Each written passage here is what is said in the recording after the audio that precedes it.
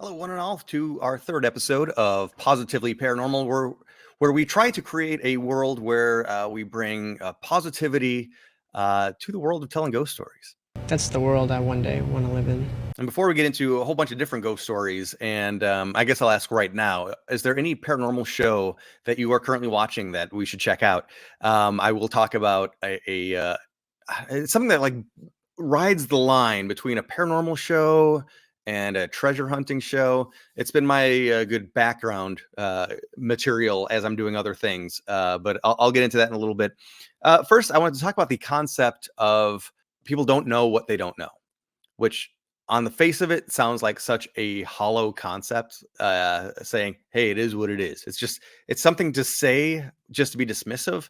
But really, when you get into it, it helps you communicate better with people. This is actually a concept that I was turned on to when I was working for a company, and it was something to know when it comes to sales, is that people might have an objection or they might think something negatively. And it's just because they don't know as much as you yet. And if you don't keep that in mind, that could frustrate you.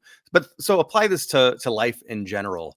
Anytime you're trying to put yourself out there and maybe somebody is not quite catching on what you're trying to do on a personal level or on a business level, on a development or a creative level, that's an opportunity to explain yourself better. Make sure that you're aware that that's a time that it's an opportunity for you. Also, the company I work for, which I don't talk about too much on here, but it's the International Screenwriters Association. And I'm such a big believer in what they do. I've been with them for many years at this point, 8 or 9. And what they do is they exist to help writers. And I love that every element, every way they can be good for a writer, they are. But that doesn't mean people aren't still skeptical or hesitant. And that's because they just don't know. I oversee our YouTube channel. And so anytime a comment comes in where somebody is being overtly negative, I realize that that's an opportunity. It's an opportunity to say, oh, no, I understand why you're fearful or why you're thinking that. And do know that negative comments like that come out of fear.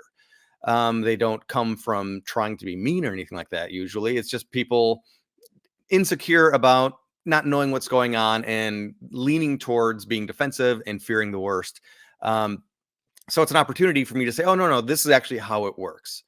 So anytime I see a negative comment, it's actually an opportunity because it's very easy to explain things. And in the process, it ends up showing off what a good job we're doing. And so I don't know, try to take that with you as you go about your day, as you go about your life of communicating with other people. It's very common. And last episode, I talked and I said a lot of negativity comes from bad self-image. I didn't mean self-image isn't what I meant, but insecurity is really what I meant. People nowadays have to have their guard up about everything because there are scammers out there. There are a lot of scammers and bad actors out there. There's also a lot of great people out there. And unfortunately, the few bad actors out there make it very difficult for everybody else. But so just remember that when it comes up for you, that people don't know what they don't know. And that's an opportunity for you to explain yourself better, communicate more, take those negative thoughts of unease and actually address it. And that will lead to a better communication, better relationship. And just like I could see right here, people saying, well, who the hell are you to tell me how to act in this world of YouTube where negative comments are very common? Listen, the point of this show isn't for me to tell anybody else what to do. This show, I'm trying to bring some lessons that I've learned in life, share them with the world, and also tell some ghost stories, which is, of course, why you're here to begin with. And I find it so interesting and so fascinating that me being a ghost storyteller for 25 years, the ghost stories end up being symbolic of so many other parts of life and philosophy that you could apply different experiences in the world of the paranormal with some grander ideas about humanity. And so that's really what this show is about and what I'm trying to bring out there. Last episode, I talked a little bit about negative comments, and I mentioned this video I did a while ago, which I didn't finish talking about the video itself. Not that I'm going to go into it much, but I mentioned that this video came out 9 years ago and has almost 10,000 views, which is crazy because this was supposed to be a throwaway video. And somehow, this is just me doing a live stream for like 2.5 minutes. It's low quality, bad technology, and no editing, no polish to it. Yet this is consistently a video that gets over 1,000 views a year. I have no idea why YouTube works the way it does sometimes. And, this is where people are engaging. I do want to always address a comment each week.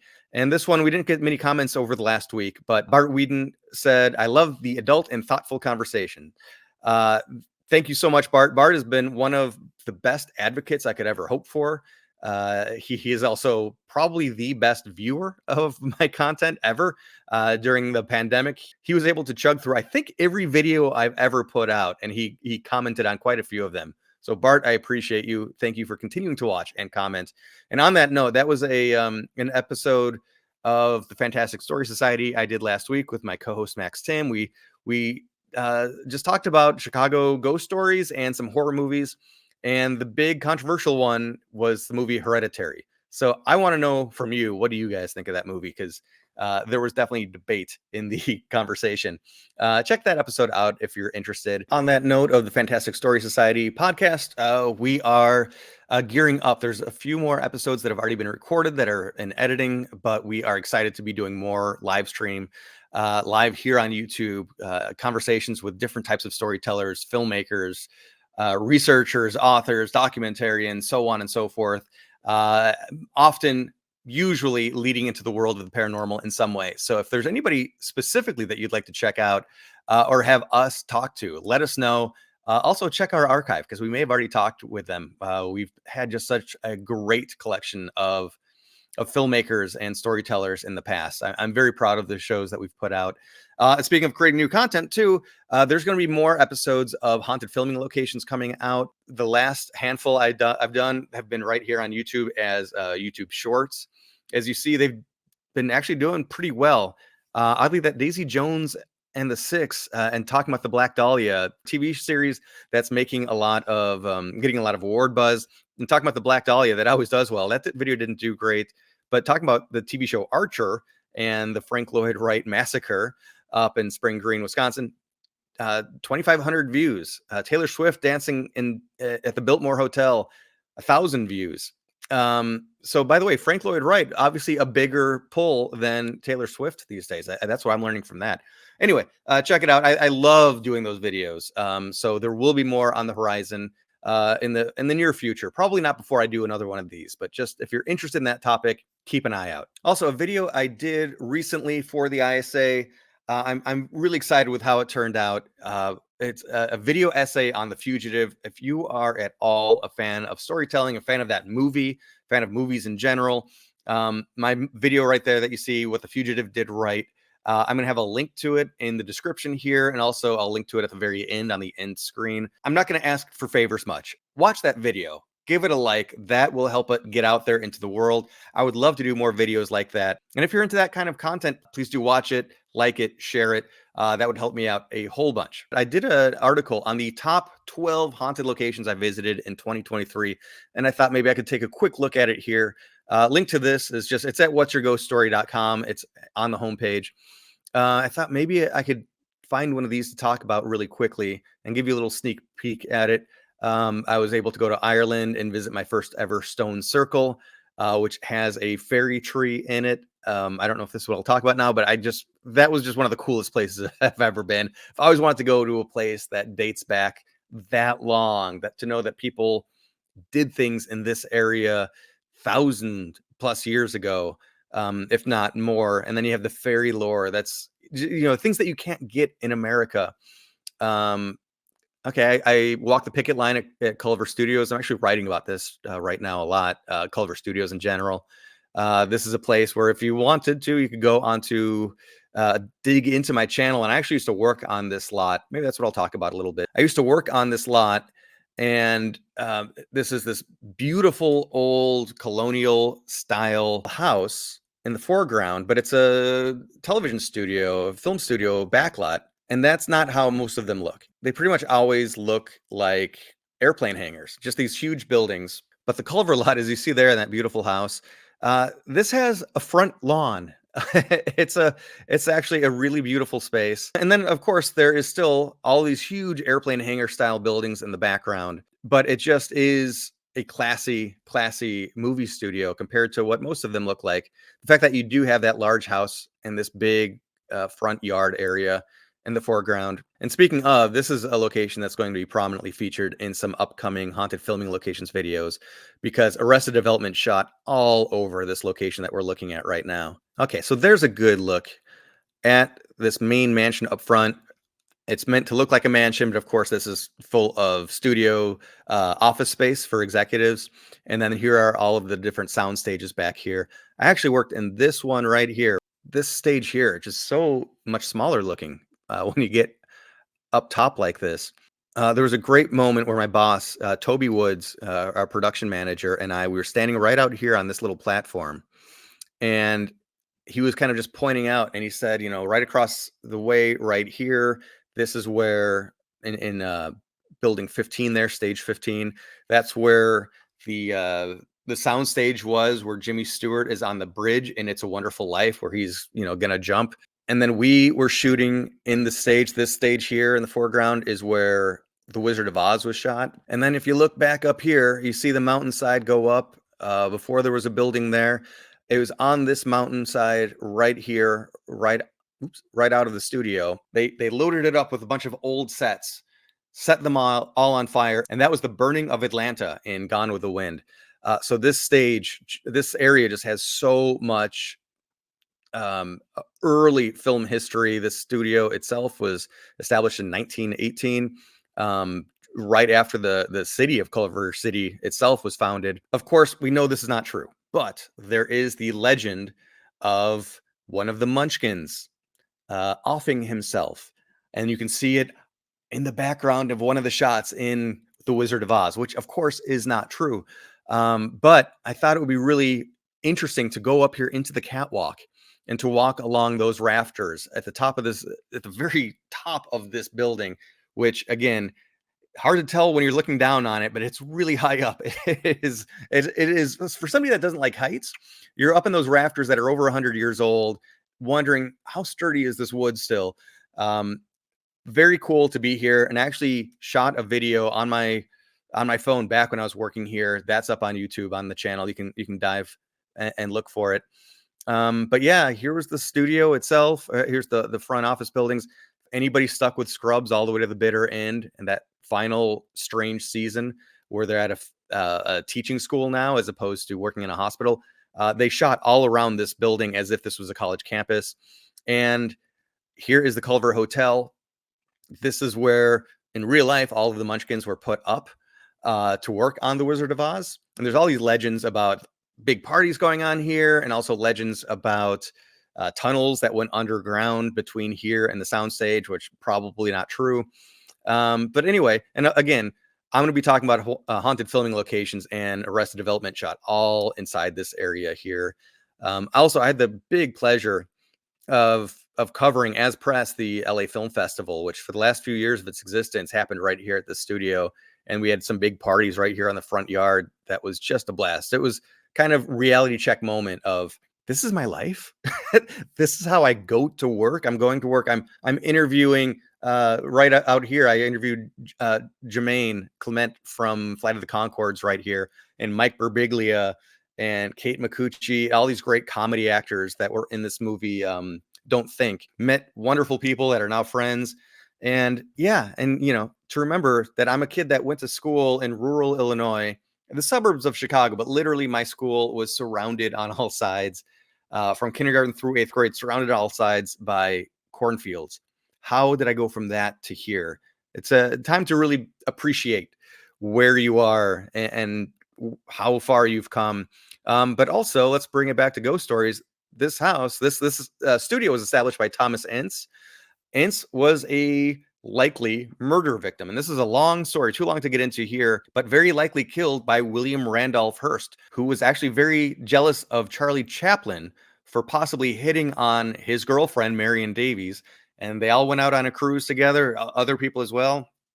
And possibly, in a case of mistaken identity, William Randolph Hearst thinking he's killing Charlie Chaplin. And then Thomas Ince's ghost is still seen here on the property. But again, as I mentioned, right here, right where we're looking, and actually around the corner, I joined a lot of fellow writers and we picketed this past year during the writer's strike. So that was a different type of way to experience this area. And of course, this is all brand new construction. This is Amazon now, which is a bummer because this all used to be very open. Except I do have to say that the Culver City Steps is right here, and that is a very neat new addition, a new place to hang out, a different type of view than you could get going up these steps to look over Culver Studios. And it's hard to tell with these little vantage points that we have access to, but it's actually a big, cool hangout area. And then I guess a little sneak preview. Anytime you saw Lucille Bluth, Jessica Walters in Arrested Development going to or coming from her luxury condo area, she's coming past this security gate right here. So that's what we'll talk a little bit about in this upcoming haunted filming locations video. So the last thing I want to talk about, my little review, and again, asking you if you are watching any interesting paranormal programming right now. There's something that I'm checking out that I don't know how I feel about it. And the third season, I'm not grabbed as much as I was the first two, but it is called Mystery at Blind Frog Ranch. Have you seen it? Let me know if you've seen it and what you think of it. I got to tell you that first episode is actually quite good. It grabs you. The idea is this area in Utah. They knew from all of this different satellite imagery that this huge tract of land has like 7 miles of underground naturally occurring tunnels. And apparently this is common where gold can be found. So somebody bought this on the prospect that maybe if I can mine into that, I'll be able to find some naturally occurring gold and it'll be a business venture. Using GPR, he found the shallowest area and drilled into it, found a hole, found the cavern. All right, great. This is where we're going to go in. The next day, he comes back to the area where he drilled, and water had emerged from this underground cavern. And now this huge pond was there. And not only was there water there, but suddenly all of these frogs were on the banks of this brand new pond, and they're all blind. So these are creatures that never have seen the light of day. They've never seen anything. But no, these are creatures that grew up and for who knows how long just lived underground in these caves, and therefore didn't need the gift of sight. In doing more digging and research, they found signs of old Spanish gold coins. So now they start to build up this idea. Hey, when the Mayans were escaping further south, they went north, but we don't know where they went. Might they have come up here and hid their treasures of gold up here? And indeed, they find this huge, they keep calling it a box, but it's like this room made of logs buried in this cave system, which is, again, completely submerged. So any kind of work is very difficult. But they keep finding good reason to think that, well, okay, definitely people inhabited this area, and we're seeing signs of past human inhabitation. But what were they doing here? Is there treasure to be found? Is there the naturally occurring gold to find as well? But then the show gets very muddy. I think they're trying to do too much to keep us interested, because they're constantly trying to chase away trespassers who they make kind of a storyline, whether it's government spying on them, whether it's other people that are also after their gold. That kind of stuff gets a little tiresome to me. Just stick to the plan and the activity. And one of the things that I liked a lot in the first 2 seasons is they had this guy on who's a geologist who really understood his stuff. You know, he was a scientist. He could explain a lot of what was going on. And then season 3 starts, and suddenly I notice he's not on the team. But who is on the team? In the most reality show way possible. Let's get rid of the scientists and bring in the demolitions experts, people who are just going to come in and blow up as much stuff as possible. Better for TV than to have science explained. This show, I would put it in the same world of a show like The Curse of Oak Island, or I'd put it miles and miles and miles ahead of Skinwalker Ranch, which is such a hard to watch show. It is so slowly paced. The people on it aren't fun to watch. And also this show, I feel like the conversations you see the team having, I'm sure that there's some stuff that's staged. You got to get these certain points out. Hey, try it again in a more soundbitey, quick way.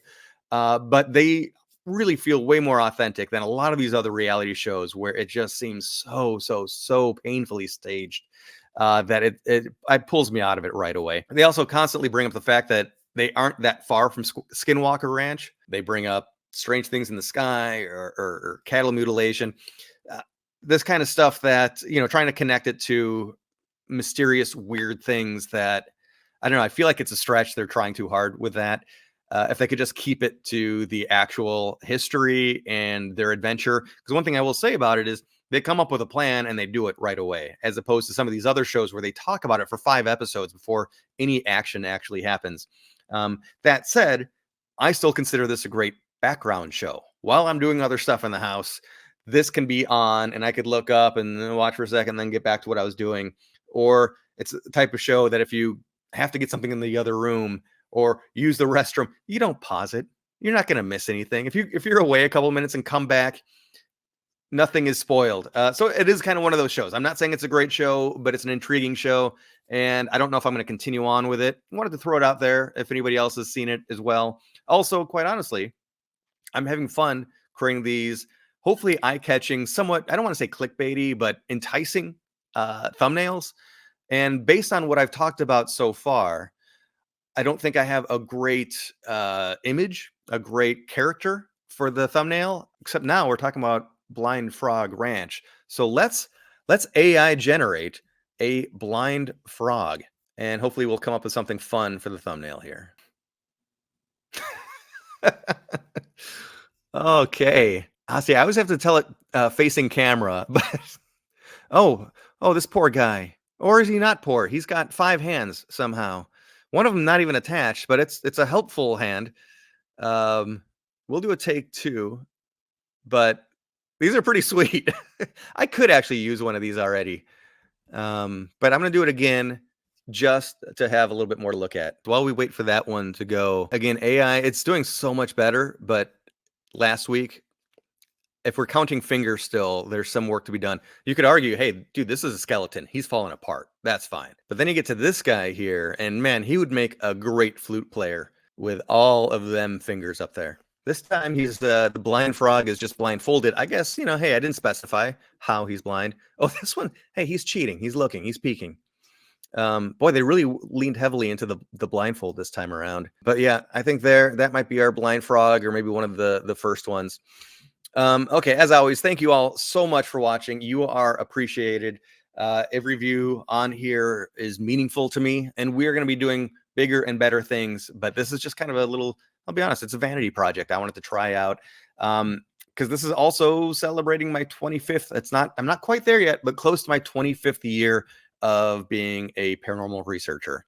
So thanks for coming on this latest part of my journey. We'll see you next time.